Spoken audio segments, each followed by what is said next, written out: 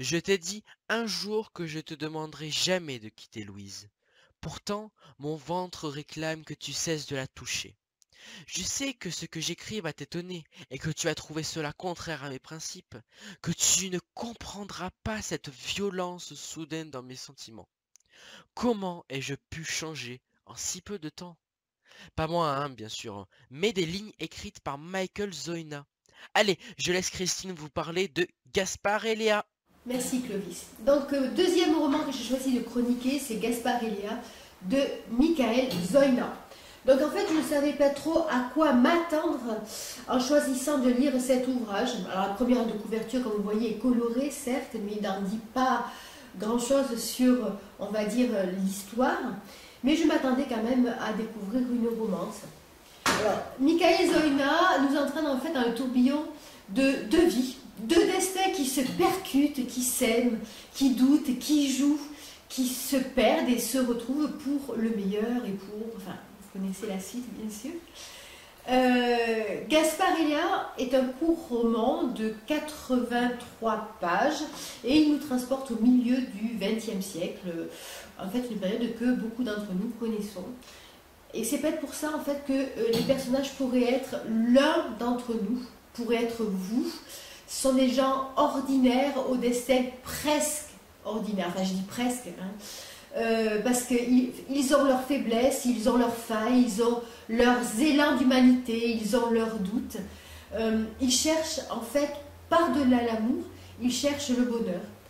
Alors le lecteur suit en fait ces personnages avec beaucoup de curiosité en se demandant si l'expérience va réussir. Lorsqu'on doute, on se dit bah oui, forcément. Mais lorsque tout s'arrange, eh bien on soupire en fait de soulagement. Le style de Michael Zollner est un style qui est fluide, qui est simple, qui est très agréable et qui est efficace. Alors pour moi, eh bien c'est un excellent moment de lecture et que je vous conseille si vous aimez ce type en fait d'histoire. Je vais vous proposer un extrait court pris au hasard dans cet opus, donc parce que je ne savais pas vraiment quel moment choisir pour vous faire partager l'ambiance en fait de l'histoire. Donc j'ai choisi de vous lire un court passage qui se trouve page 32.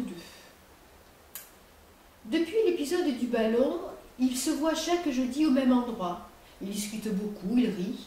Le temps passe à une vitesse folle. Le moment de se séparer arrive toujours trop tôt.